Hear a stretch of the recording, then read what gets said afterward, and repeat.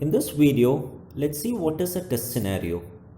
Test scenario is a one-liner statement which describes what has to be tested.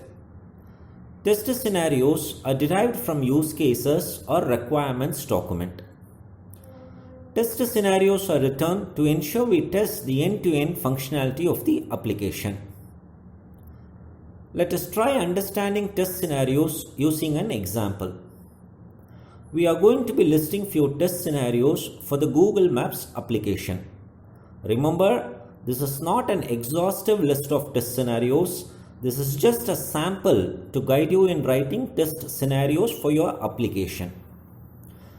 As learnt earlier, test scenarios should cover the end-to-end functionality. So while writing test scenarios for Google Maps application, our objective is to cover all of the functionalities. Now let us look at another example.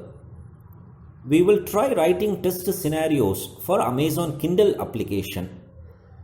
Amazon Kindle is a mobile application, and in addition to all the necessary things we would generally consider, we should also ensure the functionality continues to work fine across all the different devices.